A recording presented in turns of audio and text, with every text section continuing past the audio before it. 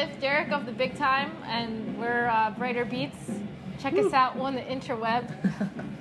Okay, so who are you playing with tonight, first of all? Tonight we're playing with a band called Casual, a band called Josh Morgan, and I'm trying to remember the rest of them, but I can't remember because I didn't know you were going to ask me this question. Okay, well, that's fine. Yeah, Josh Morgan got us to play this show, and it's pretty sick. There's a ton of people here, and I didn't expect it. Is that how you plan most of your tours? Just like friends talking to friends, or? Yeah, like initially, like it's always like we'll probably play like one show with somebody, and then because we're just jerks, everyone hates it. No, I'm kidding. But like we play shows with people, and then we kind of network through that. And yeah, it's essentially like we make friends with people, and then they decide let's all go out on tour together. Yeah, and that's probably better than going through like managers. And yeah, definitely. We never really had we had Joe who's managed us for a while, but we never had like a manager until like a couple weeks ago. Okay. So like it was always just friends with friends. Yeah. So there's been a lot of like cross-genre tours lately. For instance, Fall Out Boy with Wiz Khalifa. Yeah, that's awesome. So if you could have like no limitations, like create your own tour, you're on it, who would you tour with? Okay, so it would be The Big Time. Okay. 50 Cent. Of course. Ed Sheeran. And Avenged Sevenfold. Wow. And what would you call the tour? It's got to have a name. Oh, the WTF tour. Marketable. Yeah. I like it. I guess. like it. What do you think makes a good live show? Like, out of all the elements that are going on, what do you think is like the most important? I think a lot of live shows are like there's a lot of different elements. It kind of depends on what kind of band you are. Like, some bands you go see, they're like, you see a band like Death Cab for Cutie. Yeah. And they're just incredible with their instruments. Like, they play really well live.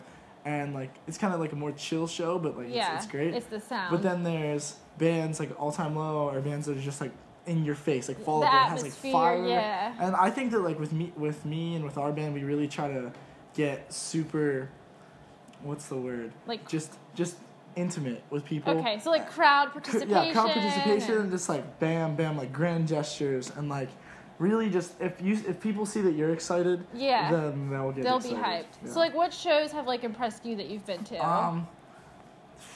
I just wanted to see the 1975 with my buddy John. Yeah, that was nuts. It was really cool. Like, the lights were awesome. It feels like it just, like, made sense with, like, what's going on with the music. Everything's just totally insane. Like, they're super, like, hip-hop influenced. So, they're sitting on them, like, their sample pads, and it was, like, just, like, making hip-hop beats all the time. Yeah. That was cool.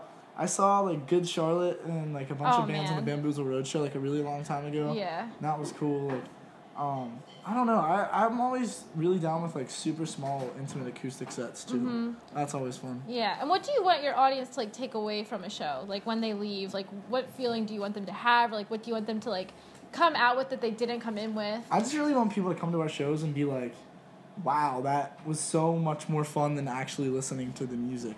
Yeah, and those it's a guys, whole different, like it's like I want people to be like, wow, those guys really love what they do, and they're super grateful for every single face that comes to the show. Yeah, that's true. Okay, this is actually a fan question, if you will. Cassie asks, "What's your most favorite album, like all time?" Favorite album of all time. Hard one. Oh. It doesn't have to be your favorite. Like, just pretend, like in the moment. Cracked my knuckle by that sounded awesome. I have.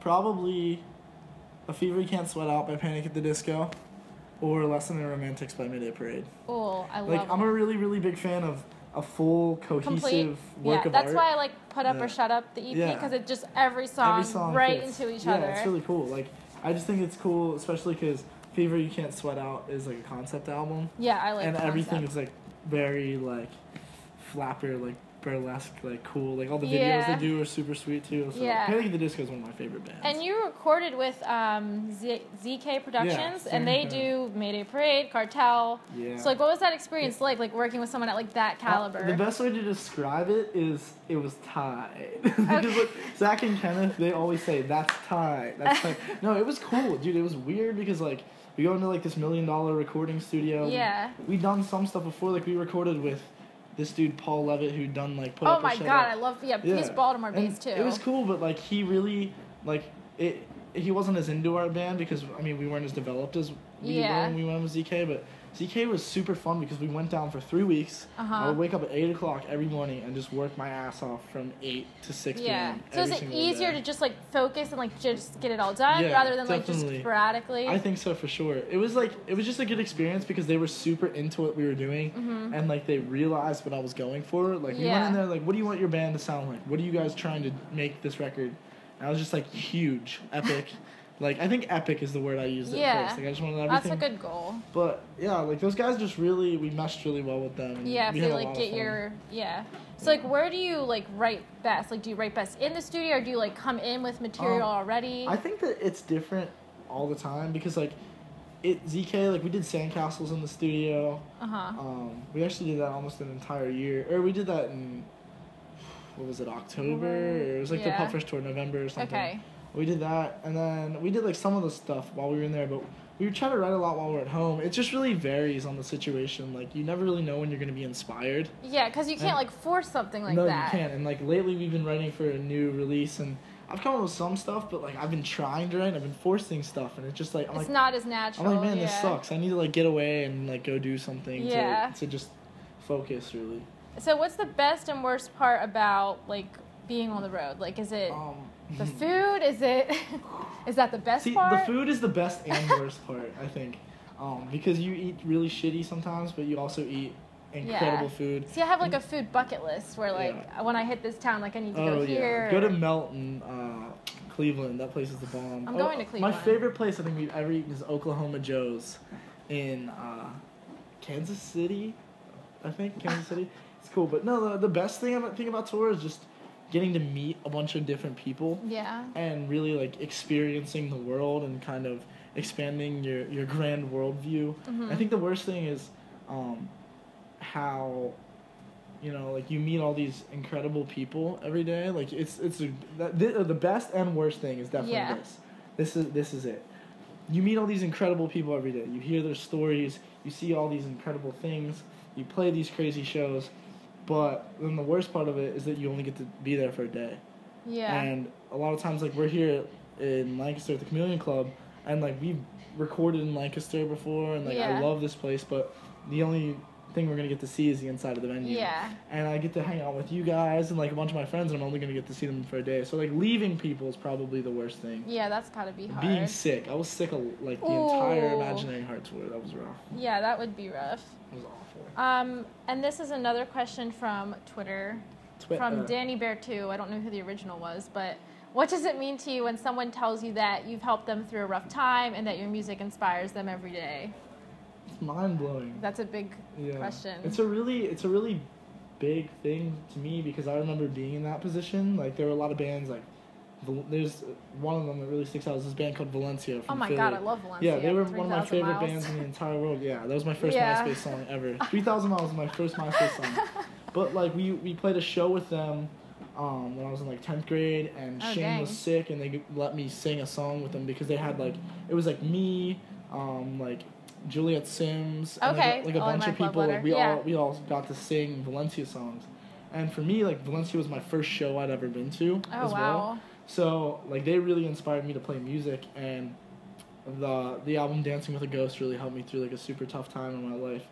But it's really just, like, I can't believe that kids give a shit. Like, I say it, like, so lightly, but I really... No, like I can imagine that's got to be, like, a lot to take in, that someone else can appreciate the way that you appreciate other stuff. Like the way that our band...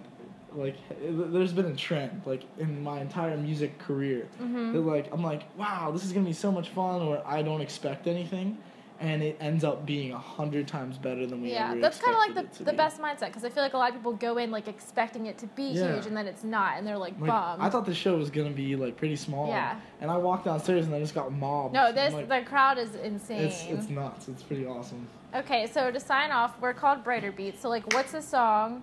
Brighter Beats. That always makes you, like, feel better, like, just kind of, like, this is, like, a go-to song. Like, no matter what mood, you're like, dang, like, this is... Feel better. Let's see. What's my feel-good song?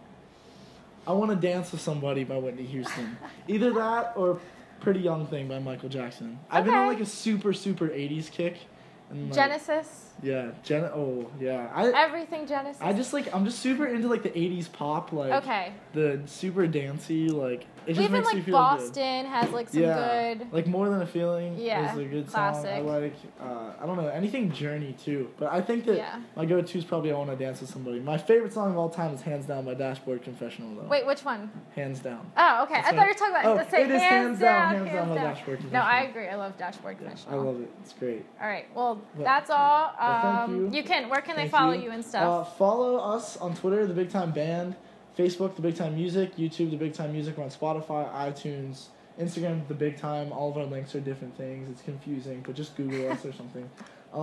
You can find us on... Where else can you find us? Illuminati.com. Yeah, find us on Illuminati.com. .gov, actually. They just switched over. Yeah, SoundCloud. Just Google my name, and you'll find a bunch of really weird things, like this cooking article from the Pittsburgh Post-Gazette newspaper or whatever when I was like 3. You can find me on there. You cooked when you were 3? I can't even cook now. It's like such bullshit. It's like this article where it was like me and my grandmother, and they like interviewed her or whatever, and it was like Derek's mac and cheese recipe, and I just cooked like fucking Kraft. Was there anything special in it? It was just me, like a 3-year-old, like being interviewed by the newspaper. It's pretty. I heard the girls like guys that can cook though. So. Oh, there you go. Yeah. All right, we'll leave with that. We'll leave with that. Thank you so much. No, thank you.